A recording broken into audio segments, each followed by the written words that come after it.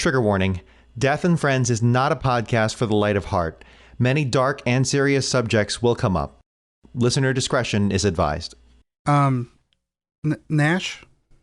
In here. Okay, Nash, are you in the basement? Yeah, through the last door on the left. Okay. Why are you... Whoa, what is that? Is that a body? What the fuck? No, this is just a pen. Oh, wait, do you mean on the table? Yeah, that's a body. It's a body. Jesus Christ, Nash. Okay, okay, I'll get a rug. Call Melody. Tell her that the Zahnzucht protocol is in effect, okay? Christ, I gotta do all this over again. What are you saying?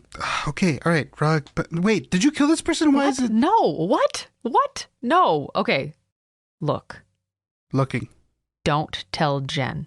Or Jake. But I rented our basement to medical examiners for extra cash. Look, man, we got rid of this...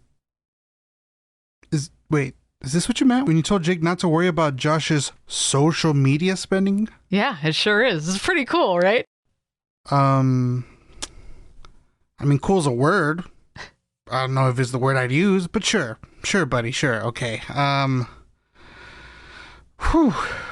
I'm a little relieved. So who is this? Who am I looking at? Oh, man. I have no idea. Okay, well, sort of an idea.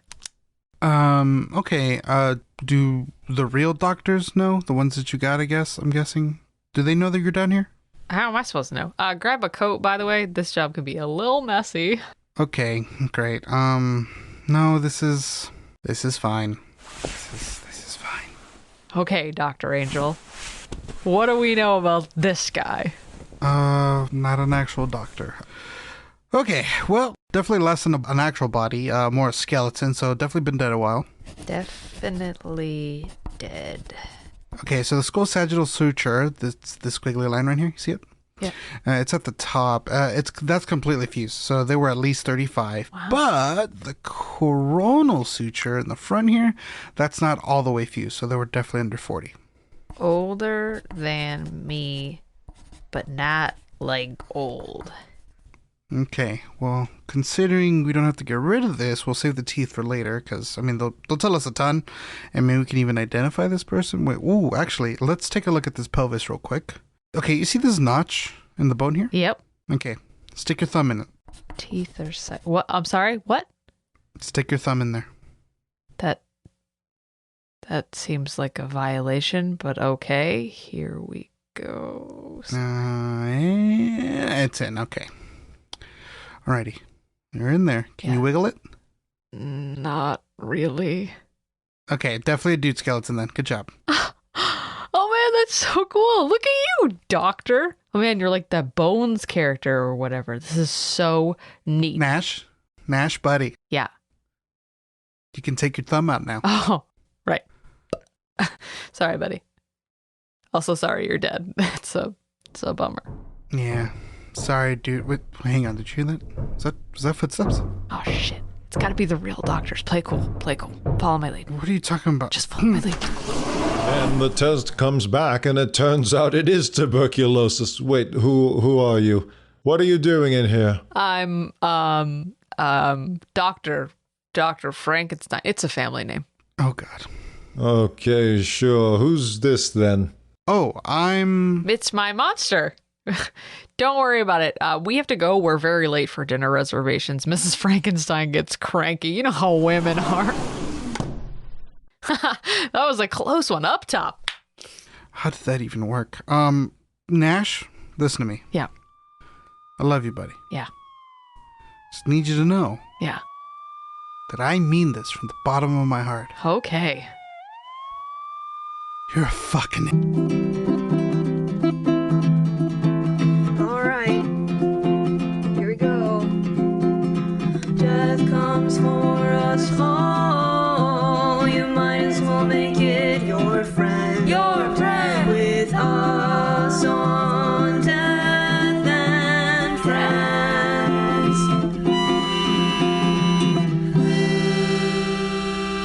Welcome back, Skeleton Army. I'm Angel, and this living, breathing reason the show has its own lawyer on retainer is Nash. Hello. Always happy to be included in legal proceedings. Love that for us. We all know, bud. We all know. All right, just paint the picture, Nash. Just get on with it. Okay. I'm really excited. This is going to be one of those episodes that it's covering a huge time span. But let's hang out here for a moment. Here being 1877 in Boston, Massachusetts. Feel like we've been here a lot lately. Yeah, my hyperfixation meal is baked beans right now. Sorry. Well, this explains the studio smell. No, that's from the cat. We have a cat? I mean, we don't anymore. Okay. Back to the problem at hand. Okay, so this episode requires you to walk in with only this little bit of knowledge. Coroner and medical examiner are not interchangeable terms. They do not describe the same positions. Do you got it? You got it. Okay, great. Fun facts with Nash. Nash, we're like 2 seconds into this episode. It's important and also incredibly fucked up. That's your warning, by the way. That's the warning. Let's chat about the way death works prior to 1877 in the good old US of A. Specifically, what happens to bodies that are no longer busy being people. We've chatted a bit about coroners before in the episode about Helen Jewett. Oh, right, where the guy that pronounces somebody murdered also pulls together a trial at the scene with random people walking by and just kind of cosplays as a judge for an afternoon. Yeah, that one. Here's the problem with coroners. They're politically appointed positions, and also you don't need fuck all to become one. You could just tap a well-connected friend on the shoulder one day and be like, hey, buddy, I want to see some dead bodies. And bam, you're a coroner now. I'm sorry. So these people weren't like doctors or even like shitty first-year medical students. Nope. Or even a pretend podcast doctor. That's correct. They were none of those things. They didn't even have a theme song, bud. Oh my God. Oh no, I'm gonna... Hold his hair. Now, obviously, this presents a pretty serious problem in and of itself. If coroners don't know about bodies or medicine, they're mostly just writing down whatever they want in the little boxes to say cause of death, and then bam, that's what you died of. But the coroner system wasn't even a fucking mess just because of that. I could smell. You smell that? Sorry. That might be the baked beans. Or the cat. It's hard to tell at this stage. Oh, I meant the rich people thing. Oh. It's coming. It does smell like beans. The rich people thing. But also, yes. Coroner's a pretty good gig all by itself. But if you want to, and you're enough of a piece of shit, you could get into some pretty sweet racketeering. You could charge grieving families whatever you want for a death certificate. You can make a backdoor deal with funeral homes for business. You can charge people into getting a good cause of death. You could work with criminals to cover up a murder. You could send an innocent person to jail for money or clout or just because you hated his face, because you run the whole system, start to finish, death to trial, baby. And even though everybody knows it, nobody can do a fucking thing about it. Jesus Christ. Quick question. Was the coroner system developed by Steve Jobs and also Satan? Don't drag Satan into this. He's a good dude. Way nicer than God. Very fair. I apologize. Okay, so how do we permanently ban coroners from all corners of the earth? We don't. But the good news is that even though coroners exist today, it's not the same shit, which is how we get to today's episode. Obviously. In 1877, the entire coroner system gets the boot right out of Boston because, and this is true, the body of a newborn is found in a trash can. A coroner gets called. He declares the baby dead. Quote, death at the hands of a person unknown, end quote, and he runs a quick inquest. Everyone in the inquest gets paid, and so does he. And that's where it should have ended. Should have ended. Oh no. Instead of it ending right there, the coroner gives the body of the baby to a coroner friend. Oh boy. Now, there aren't limits on how many coroners any town or city could have, so they tend to just have a pointless amount. Here we go. Excuse me. Yeah. Rich bastards. Crisp. So he gives the body of the baby to a friend, and that friend plants it in another dumpster. Then he finds it, that's in quotes, and then he gets to run his little own inquest and gets paid for it. He gives that baby to another coroner friend, and the whole process begins again. Coroner number 3 gives baby to coroner number goddamn 4, and thankfully, Christ. 4 is where it stops. Because the public finds out, and with every fucking reason on earth, they're incredibly fucking upset. Okay, that's it. You know what? I'm done. This is too fucked up. This is bullshit. I'm taking my headphones off. It fucking smells like beans in here. Is this the worst fun facts we've ever had? Yes. It's also the longest. Probably. Smelly? So after 1877, Boston's like, hey, fuck this. And they require a medical doctor to be in charge of death investigations. Okay, so now that we're done with that total fucking nightmare, I'm very happy for all of you to meet my good buddy, George Burgess McGrath. Despite the white guy 3-name situation, I'm actually not being sarcastic at all. George is a pathologist, and he is the second person to be appointed as a medical examiner in Boston, which happens in 1907. And even though it's been 30 goddamn years since the position got created, George inherits a fucking mess. There's no how-tos, no files, and the only way to get around, to fucking crime scenes is in his official horse-drawn carriage. The morgue, by the way, even shittier than our studio basement. See, that's what I'm saying. Quiet, you. And he's got no money to really do anything. So after months of asking, in 1908, McGrath finally gets an office phone, stationery, some assistants, and an annual salary for himself of $3,000. Ah, the early 20th century version of sucking dick for water. As part of his job, he gets a side hustle job that pays only in cloud at good old Harvard University, where he teaches once a week on legal medicine, the old-timey term for forensics. So now McGrath is a medical examiner, and he's like real dedicated. Like he's fucking in it, bro. Yeah. Like he is dedicated to this isn't a job for him. This is his fucking life. Like homeboy is very good at his job. He studied legal medicine in Europe, and he's committed to solving crimes using science and logic. He's Batman. He's basically Batman if he was poor and not very healthy. I feel like he sounds more like Sherlock Holmes if Sherlock Holmes was poor. All of a sudden, I'm wondering why all crime fighters are rich dudes. And they say money doesn't solve problems. They don't. Oh. Tell me one thing Batman solved. Making bats sexy again? Only people with money ever say that, Nash. Oh. So in 1929, our boy isn't doing super great. And he's admitted to the Phillips House, which is like a half hospital, half resort for people doing recovery because medical reasons. And by some coinkydink, his best friend's sister, a lovely albeit stubborn lady called Frances Lee Glesner, that's an actual name, is also at the Phillips House, recovering from some surgical procedure that we don't actually know anything about. We looked it up, and the actual medical book said, no, I don't fucking know. It said, mind your business. It's like, a lady never tells. And then right under it says boobies. They are chilling and reminiscing, and then McGrath becomes a sad boy and starts being in his feelings about things. Those things being his job. See, George takes unexpected death real serious, and he's determined to reform the whole system, but he knows that when he dies, all of his notes and planning and pushing to better his office are going to be lost because the system doesn't really give a shit about making absolutely certain that somebody was or was not murdered. Completely unlike today, where we need to make certain, but also maybe we don't care unless they're white. And everybody knows the system needs to be reformed. In 1928, a year earlier, a report was released by the National Research Council called The Coroner and the Medical Examiner, and it's basically as brutal as some crime scenes, saying that the coroner's office, quote, have conclusively demonstrated an incapacity to perform the functions that are required of it, end quote. So George's hatred, hear about this? Yeah. Pretty on point. And George doesn't get on super well with the police either, because they muck up all over his crime scenes and they destroy a lot of potential evidence in the process. And he's pretty sure they will also be glad to not have to deal with him. I mean, I get it. Mm-hmm. ACAB, am I right? While George is being a sad boy, though, he says something to Frances that gets her gears turning and changes both of their lives and the history of forensics forever.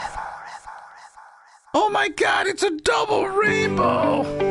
No, he says, the internal organs are beautiful. Oh no. I'm sorry? Yeah. He says, internal organs. Oh, beautiful. He sure does. Why? We'll get there in a hot second. But first, let me tell you a little bit about McGrath and why he's special. Because he's a fucking weirdo. We just went through this. Yeah, I know. So he's a scientist and a pathologist. He's seen a lot of dead people. And in his studying of those dead people and how they came to be dead people, he's realized a lot of things. And one of those things, which he tells Frances about at length one day when he takes her to the morgue casually, is lividity. Casually, he's just like, hey, babe, look how this blood pools inside a dead person and shows on the skin. Yep. Do you want more of this ice cream? I imply they had ice cream, and they're in the morgue eating ice cream.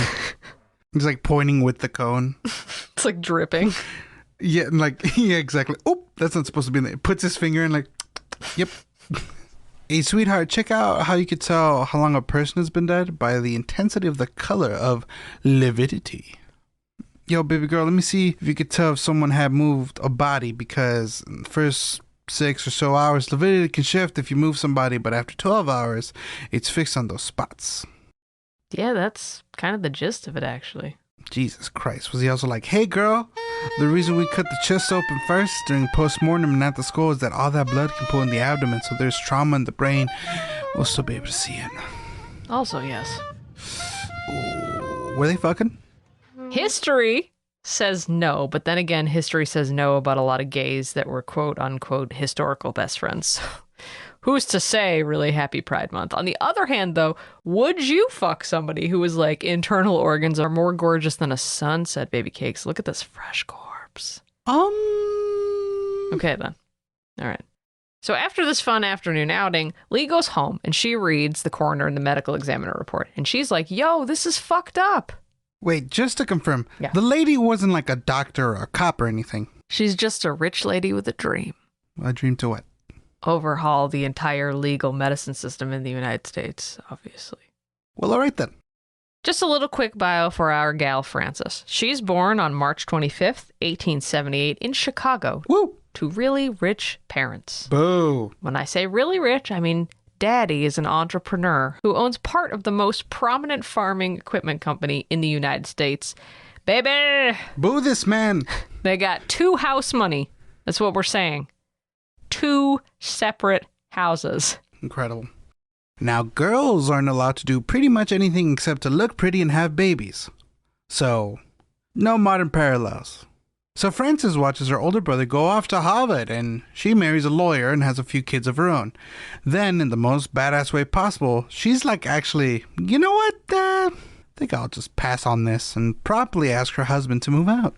I love that for her. She was just like, never mind. Off you go. Actually, I'm good. Yeah. What do you mean you're good? I'm good. I'm just all right, thanks. What does that mean? Just bzz, bzz. That's how you know somebody has like safety net money, when they're just like, you can go at any time. I'm all set, thank you. Mm-hmm. Frances loves throwing herself into projects, probably for that sweet, sweet alone time. Anyway, after her autopsy with George, she makes a plan for a 3-branch system, which she likens to a stool, which consists of medicine, the law, and police. And all of those branches need to be trained in how to deal with unexpected dead people. A dream is a wish your heart makes when it's... Okay, bud. So how does one lady with a shit ton of money reform the system? Well, first, she calls up Harvard University. Oh, where George teaches. Yes, where he teaches for free. And he's only just sort of a lecturer in media legal studies. So Frances calls up the president of Harvard and is like, hey, what if, hear me out, you made a department of legal medicine and gave George a salary and made him the chair of said department and gave him like stipends to travel and shit? And they said yes? They did say yes, but only because she pays for the entire thing herself, including George's annual salary. She pays for it? She sure does. And she only asked for one thing in return from them, that she be allowed to be George's teaching assistant. She pays money. Mm-hmm. So she can have an unpaid internship. Mm-hmm. Mm-hmm. I mean... And they're not fucking.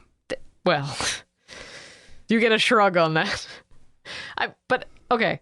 Women couldn't even go to Harvard in 1931, so it's like a super duper secret unpaid internship.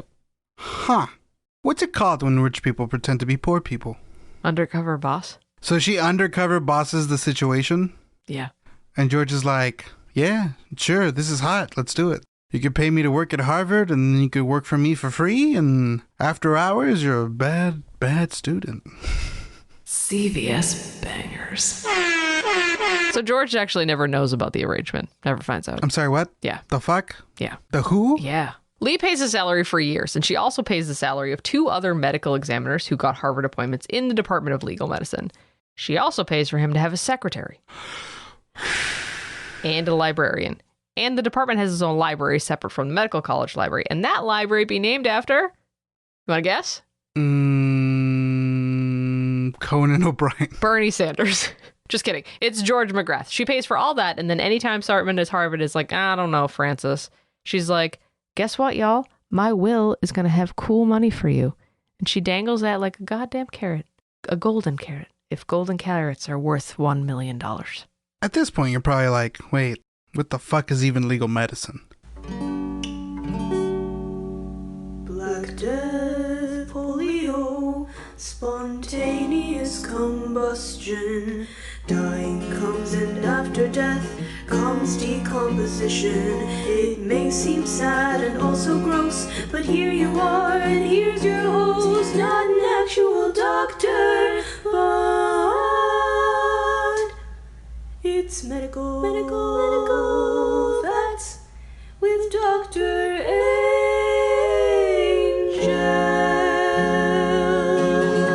Legal medicine is the grandfather of forensics. That's the medical facts. Thanks for coming, everybody. All right, let's wrap it up, boys. Let's get out of here.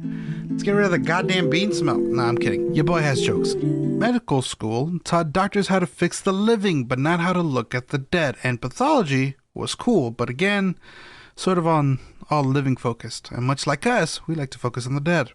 Neither of those professions were going to tell you much about how to read a crime scene or what the various stages of decomposition look like. So when you're trying to hire a medical examiner, or if you're trying to backdoor hire some people to quote unquote work at Harvard teaching medical examiner 101, you kind of want them to know what the difference is between a self-inflicted gunshot wound and, I don't know, murder. Thankfully, this is Harvard University, the University of Phoenix of Ivy League schools. No, Nash, that's Brown. Burn! Picante. In case we haven't adequately given you Francis's character yet, here's a quick little aside just for fun. In 1935, a sprightly young man called J. Edgar Hoover gets a visit from Francis at his new job at a little place you might... Get together? No, recognize. So not the YMCA? Close. At the FBI. Okay, you guys can go home now. Okay, so Francis just goes to the FBI? She sure does. Knock, knock. Hello, is this the FBI? Now, the FBI isn't that old at this point, and it's only a few years after the abduction and murder of the Lindbergh baby. So the FBI is kind of like hot shit at this point, because they've just been granted jurisdiction over all kidnappings in the U.S. So Francis just calls J. Edgar and is like, hey, boo-boo. Yep. Hey, boo-boo. Is that a picnic basket? Rich people are out of touch. I know, right? No, so Francis just calls J. Edgar up and is like, hey, boo-boo, what's going on, baby? What's cooking? How you living, baby boy? Oh, that dress looks wonderful on you. Oh, my God. Pretty much. It's even more wild because reportedly J. Edgar Hooves had a big issue with women. Irony. Like a big capital letter problem. Like he rolls on scene as the director in 1924 and his first act, day one, first act is firing all of the women and banning them for being hired as agents moving forward. Just... Seems like a nice guy. Day one. Pretty fitting for a cop, actually. Yeah. Day one shit. Anyway, our girl rolls up and is like, hey, bud, what if you actually trained your agents in forensics? Harvard can help. And you could probably also help Harvard. Look at that. Oh, let me guess. He pretty much does nothing. He gives her a tour of the building. He fingerprints her for posterity. And he sends her on her merry way. But other dudes that meet her during the trip, the guy that fingerprinted her mainly, puts a memo in her file that's like, this lady is dope. And I bet she's going to get legal medicine all the way done, even without help, which... Go that guy. Thanks. In December 1938, our good friend, old buddy, old pal, George Burgess McGrath, dies. Dead 68. Yeah. I'm going to read the New York Times announcement, just for fun. Okay, great. Dr. G.B. McGrath, criminologist, 68, medical examiner at Boston, 1907 through 35, who helped solve thousands of cases, dies. Long on Harvard staff, taught legal medicine there for 30 years. Ex-oarsman was noted rowing official, a patron of music, member of medical groups. That really sums up a life. McGrath is replaced at Harvard by a pathologist named Alan Richards Moritz. Replaced by a new white guy, 3 names. I think we might need a theme song for this. White guy, 3 names. They think they're cool, they're not. I mean, we don't need... They die in vain. As a big tool he rots. Unless they are actually good, then please send them love if you would. But chances are they fuck shit up for minorities or were serial killers like John Wayne Gacy. So our boy Alan spends his first 2 years abroad checking out how Europe was handling the situation, while he's living his best violent death cap years. You know, as you do. Legal medicine at Harvard is just kind of chilling for a bit, just coasting, but Francis and Alan are like writing letters, making plans, and while he's away, Francis is also just spending cash at Amazon.com building out the McGrath Library and mildly bullying Harvard into giving her space and resources, sometimes, okay, pretty often, at her own expense. In 1943, after years of Francis pushing forward and trying to hold conferences and create a shared, uniformed partnership between the state of Massachusetts and Harvard University for legal medicine, and having gotten 0 of that, Alan gets Francis appointed as a consultant to Harvard. Basically, it gives her Harvard stationery. But it's still 2 years before women can even go to Harvard, so yes, okay, we see you. Also in 1943, it's our girl's year, apparently. Pretty much no one else's year, but yeah. In 1943, Frances gets commissioned as captain in the New Hampshire State Police. She is the first woman in the U.S. to be made Capitan. And this time, she didn't even have to pay someone's salary for years to get it. She had been collaborating with New Hampshire for years, after starting to host 1- and 2-day conferences at Harvard with the sole intent of improving the police's ability to recognize and evaluate crime scenes. Ah, if only she was still around. But as Frances is teaching these conferences, she wonders, how can you possibly teach a person what's important at a crime scene? How can you train somebody to notice what's there and what's not there and draw conclusions from that? Yes. How indeed. Now, one thing you didn't know about Frances is that she loves a good diorama. In fact, she loves them so much that she once gifted an impossibly detailed, small-scale version of the Chicago Symphony Orchestra to her mother when she was young. And so Frances, the loveliest, richest, creepiest woman on earth, is like, what if, hear me out, I made tiny little crime scene dollhouses for the police to look at, you know, for science. And they weren't just little baby crime scenes, plain and simple. Because our Frances does nothing without committing her whole fucking life to it. So these dioramas sweep the floor with basically anything a gifted 15-year-old has ever presented at a science conference. In case you're like, how detailed can it be? Allow me to let Frances explain herself. Most of the furniture and small objects work. Doors and dressers open, stove lids lift, and corks come out of bottles. Halter and belt buckles work. Books open and have printed pages inside. And the knitting is real. Are you doing an impression of me? Yeah, the script says, as an elderly. Oh, okay. I'm Nash. I know about death a lot. I can tell when someone likes me. Life is hard as a white woman. You good? You get it all out? I'm approved for Twitter super follows. Okay, I'm done. She also makes sure the furniture isn't rich people doll furniture. These little couches are custom made, custom stained, lay people couches. The bodies are blood stained, presenting lividity, rigor mortis, decomposition. She makes blood splatter with nail polish. She half burned one down in order to demonstrate what it might look like if someone tried to cover up a murder with fire.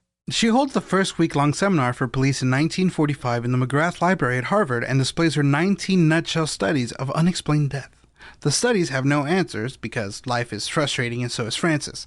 But she's also rich as hell. So at the beginning of the seminar, there's like a super dope rich people dinner. And Frances also makes the seminar fee be paid by the police department, not the officer, so that everyone is invested into doing some learning. I'm going to learn me a thing.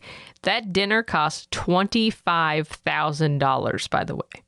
Frances insists on gold leaf plates and rich people food. Just wanted to include that in this episode, because even though Frances is dope as shit, definitely the best rich person we've ever talked about on the show, rich people don't do small gestures. She wanted the police officers that attended this training to feel super duper special. So instead of learning their names or giving them special little hugs, she just spends $25,000 on dinner.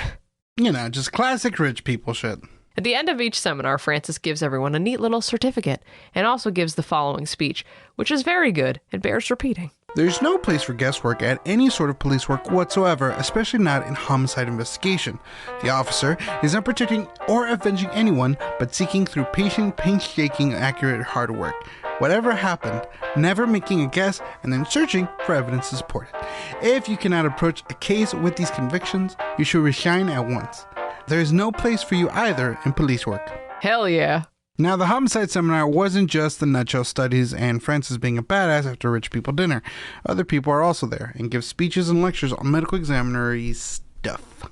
Moritz talks a bit about body identification specific to the 1942 Coconut Grove fire, which killed 493 people, and who he himself helped identify.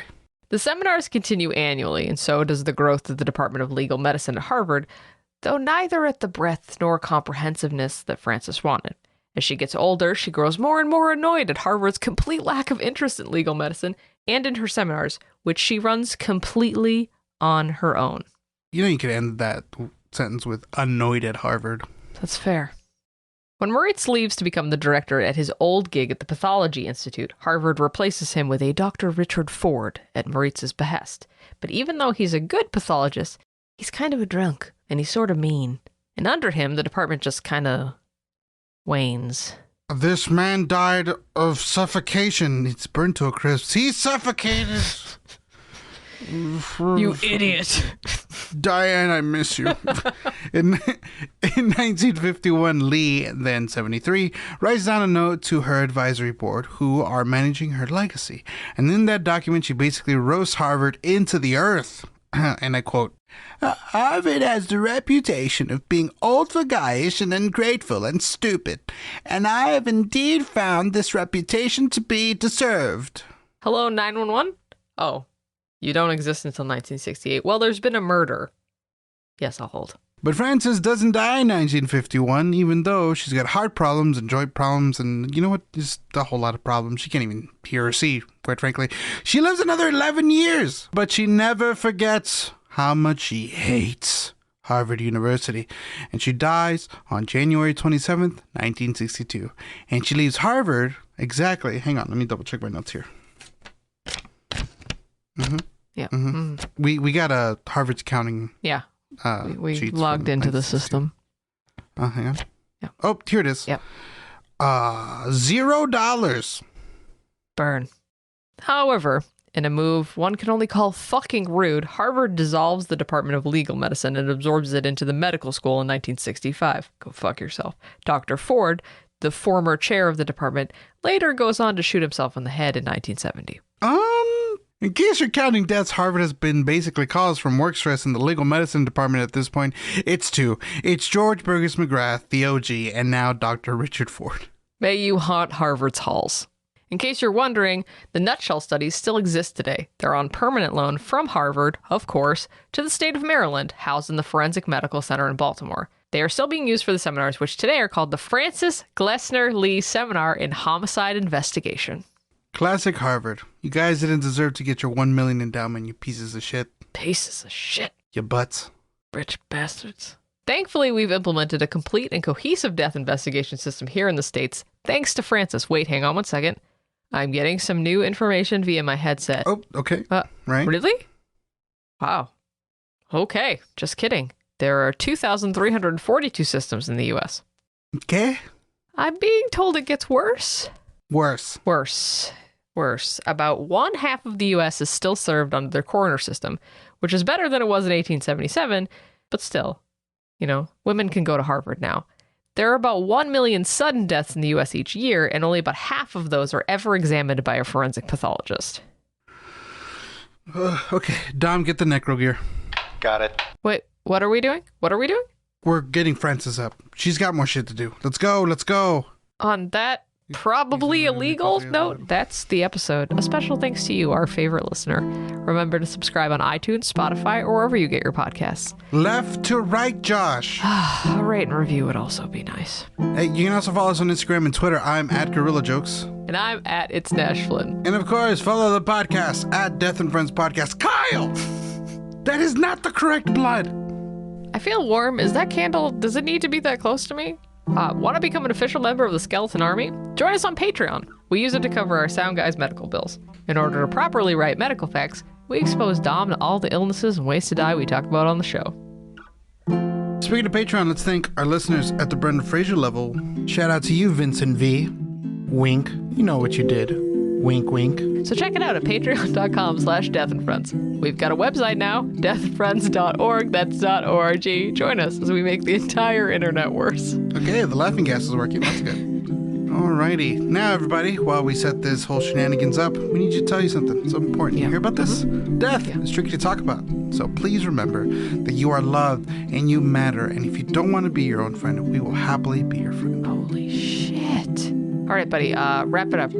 We have a fancy dinner to get to. Hey, Franny, what's cooking? How you been? Until next time, Skeleton Army, stay spooky.